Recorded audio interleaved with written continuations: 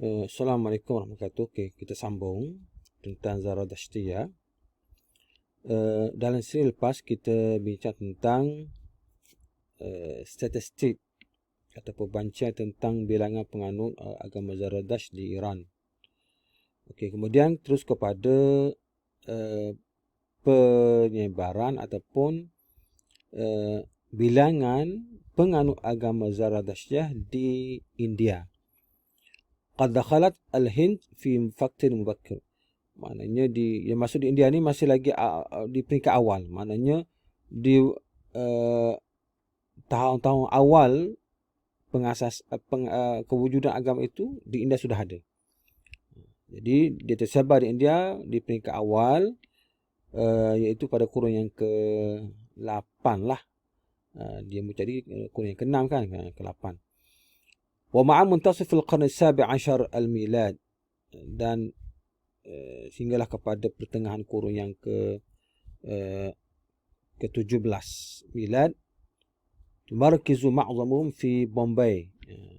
Jadi di India ini fokusnya ataupun tempat yang menjadi markas ataupun menjadi tempat berkumpulnya kebanyakan penganut agama Zarathustra ini adalah di Bombay. Wal Hind tu'addu al-mawtin ats-tsani li Zarathustriyin ba'da Iran. Jadi dari segi bilangannya India ini bolehlah kita katakan bahawa negara yang kedua ramainya penganut agama Zarathustra ini selepas Iran. Jadi di Bombay ini ya'maluna fi qita'ati fa'ila haitsu ma'zamuhum min rijalil a'mal wat tujar wal masrifiyin. Jadi di Bombay ini mereka bekerja di sektor-sektor pekerjaan lah. Kebanyakannya segi rijal a'mal, pekerja-pekerja, peniaga dan juga dengan money changer lah, masrifiyin. Okay. Kemudian di Iran ni yang menjadi baladun nash'atuhum al-ula, menjadi tempat pertama tersebarnya agama Zarathustra ini. Fadh-dhahir annahum yatamatta'una biqadrin min al-hurriyah. Jadi segi zahirnya mereka ini mendapat keistimewaan dari segi al-hurriyah, kebebasan. Maknanya mereka memiliki kebebasan untuk hidup di Iran, wa haqqul musyarakah fil hayat siyasiyah, dan juga mempunyai hak untuk turut serta dalam kehidupan politik. Maknanya untuk terlibat dalam politik di negara Iran itu mereka bebas, diberi kebebasan. Jadi ini kelebihan lah, keistimewaan dengan agama Majusi. Wa yasahhu bidzalika a'yanuhum, begitu juga boleh dia boleh menzahirkan kehidupan mereka di sana.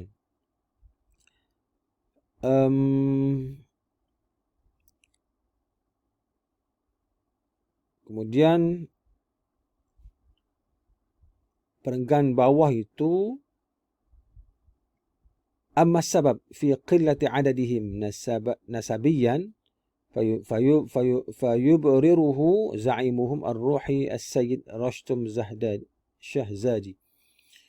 Mengikut Rustam ini, kenapa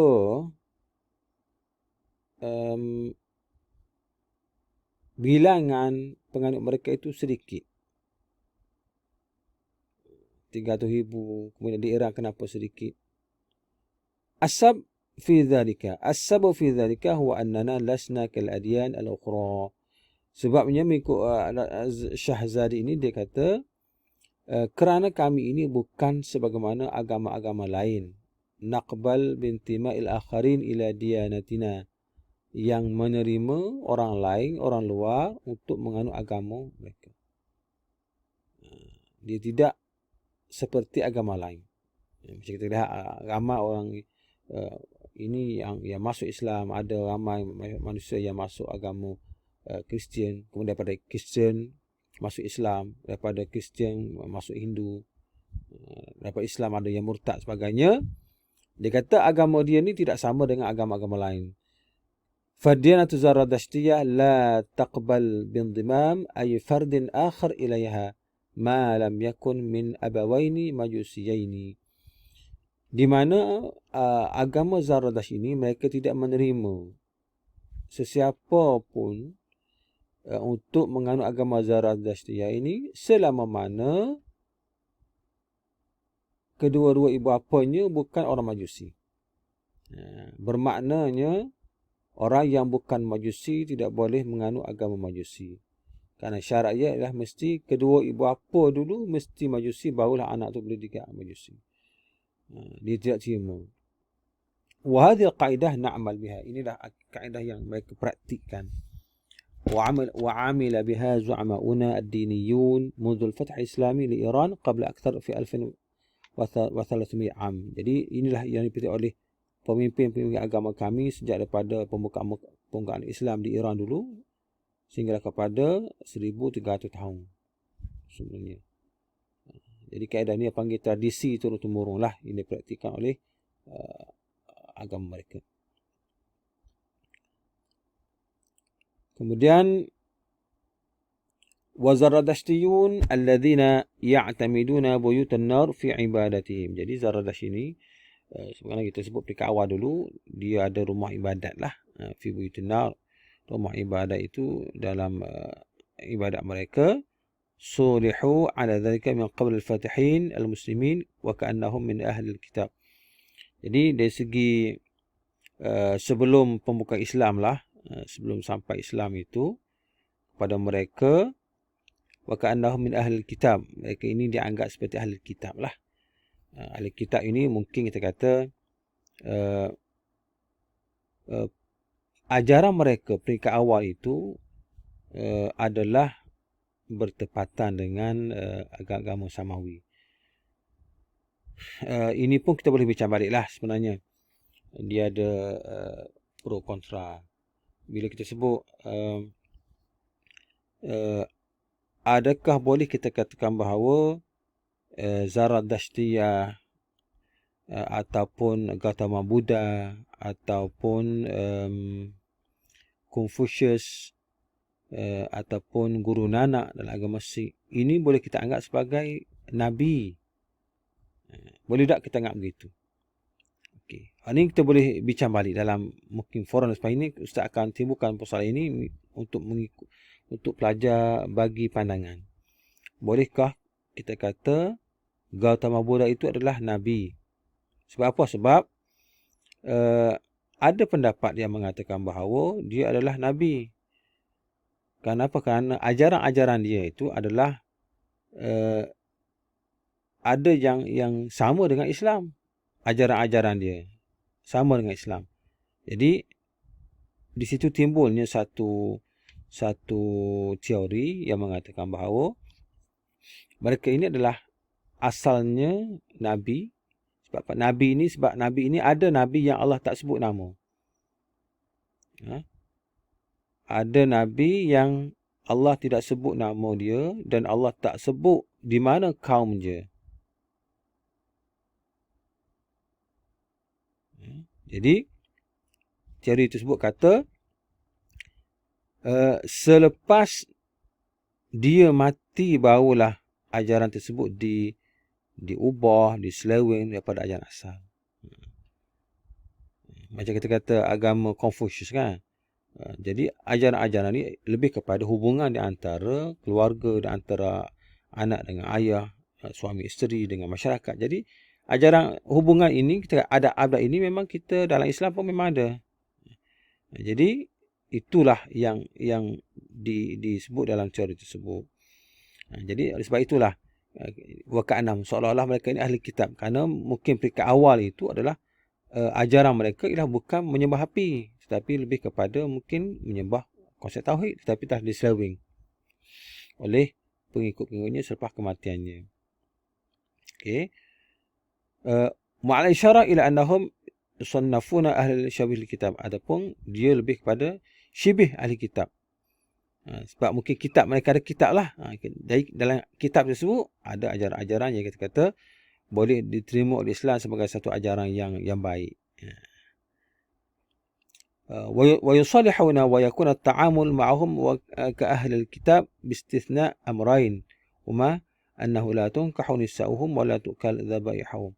Dan mereka boleh kita bermuamalah dengan mereka sebagai ahli kitab kecuali dua perkara, iaitu tidak boleh berkahwin dengan perempuan mereka dan tidak boleh memakan sembelihan mereka.